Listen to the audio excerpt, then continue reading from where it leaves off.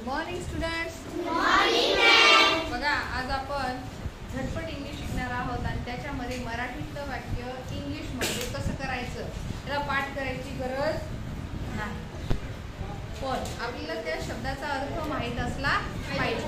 हे आज आपण बघणार आहोत. मराठीतलं वाक्य इंग्लिशमध्ये कसं ट्रान्सलेट करायचं. म्हणजे आता आपण मराठीतलं वाक्य कसं असतं, कर्ता कर्म क्रियापद, पण तेच वाक्य जर इंग्लिशमध्ये करायचं असेल तर कर्ता क्रियापद आणि कर्म.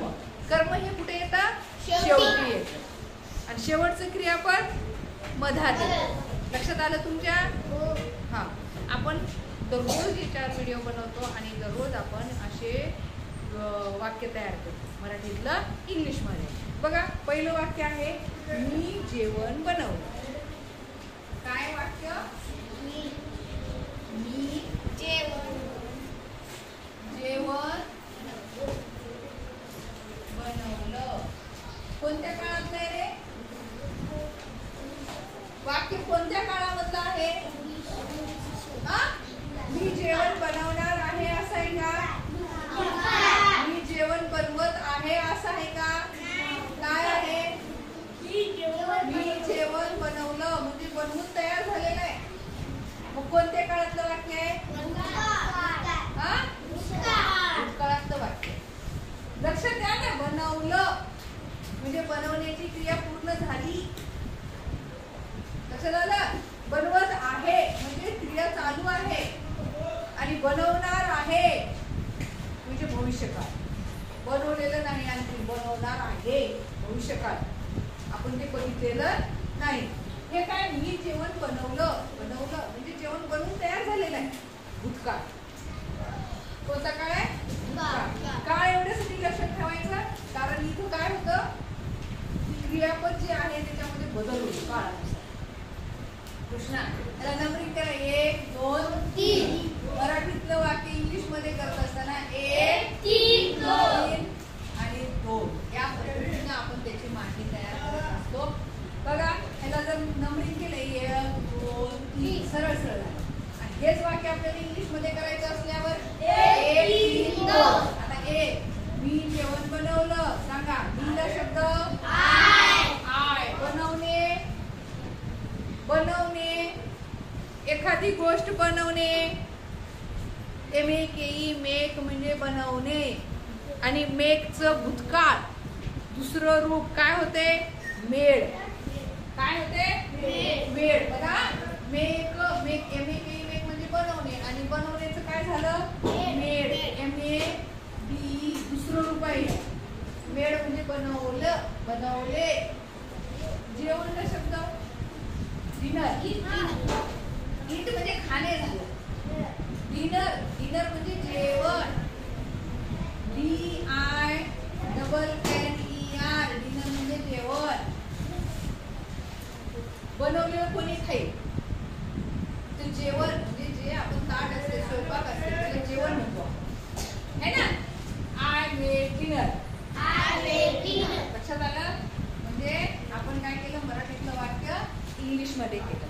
आता दुसरं वाक्य आहे, तो माझा बॉस आहे. बघा तो माझा बॉस आहे. तो माझा बॉस आहे. बघा इकडं किती सोपं वाक्य आहे. साध्या वर्तमान काळातलं वाक्य. तो माझा बॉस आहे.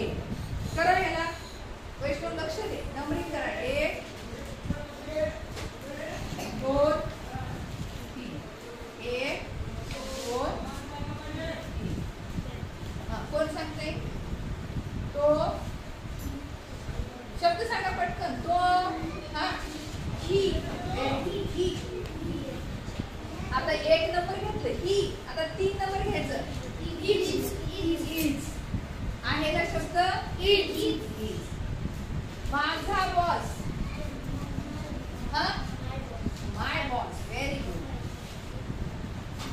माय बॉस. बॉस म्हणजे मालक. He is my boss. म्हणा ही इज माय बॉस.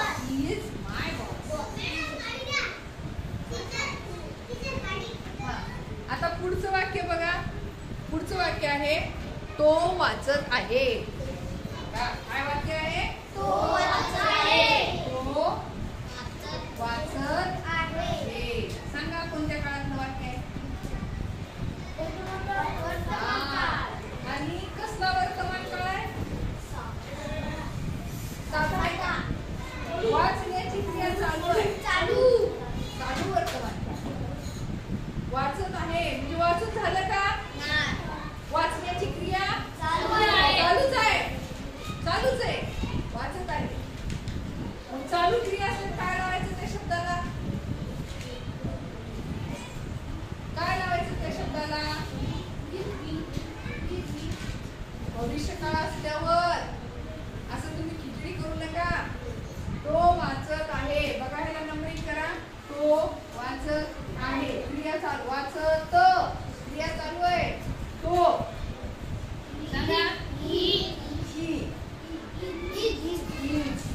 वाचत क्रिया चालू असल्यावर त्या शब्दाला ING लावायचं. काय लावायचं? हे वाक्य मी किती वेळा सांगितले असेल क्लासमध्ये? 1000 वेळा सांगितलं. वाचत रीडिंग, पोहत स्विमिंग, बोलत टॉकिंग, नाचत डान्सिंग. तो क्रिया चालू आहे. क्रिया चालू असल्यावर त्या शब्दाला ING प्रत्यय लागतो. काय लागतो? ING. हा प्रत्यय लागतो. लक्षात ठेवा. हा प्रत्यय लागला की तिथं क्रिया चालूच आहे. वाचत, बोलत, लिहित. मी लिहित आहे. I am writing. मी वाचत आहे. I am reading. मी पोहत आहे. I M swimming. मी उड्या मारत आहे. I M jumping. मी बोलत आहे. I am talking. I am speaking.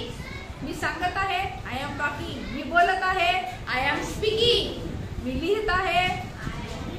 I am writing.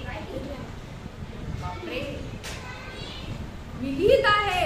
I am writing. मी चढत आहे. I M climbing. मी रडत आहे. I M crying. मी हसत आहे. I am laughing. प्रसन्न. लक्ष दे. मी मारत आहे. I am fighting. म्हणजे क्रिया चालू असली की तिथं काय लावायचं? ING हा प्रत्यय लागतो. बघा आपण खूप सारे शब्द आहेत. वाचत आहे, बोलत आहे, लिहित आहे, नाचत आहे, बनवत आहे, मेकिंग. आलं लक्षात सर्वांच्या? हे लक्षात ठेवा. ही इज वाचत आहे. रीडिंग. READING. कारण क्रिया चालू आहे म्हणून तिथं काय आलं? ING लागलं. लक्षात आलं? He is reading. बघा पुढचं वाक्य आहे तो चोर आहे. इकडे लिहूया. म्हणजे काम नाही. तो चोर आहे. 4 नंबरचं वाक्य आहे तो चोर आहे.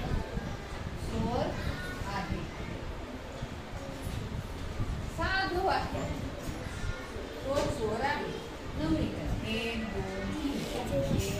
2 3. सांगा. तो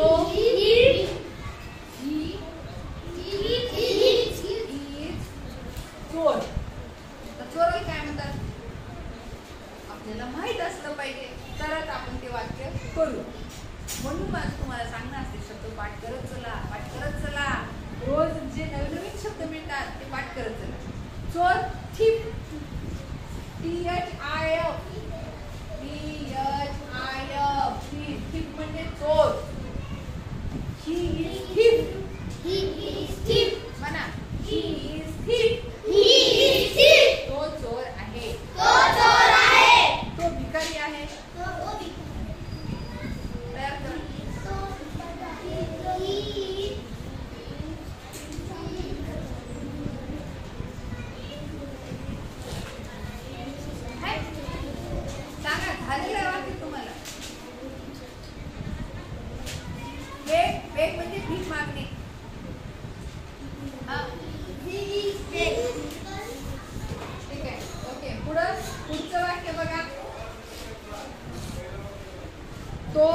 अभ्यास करत आहे.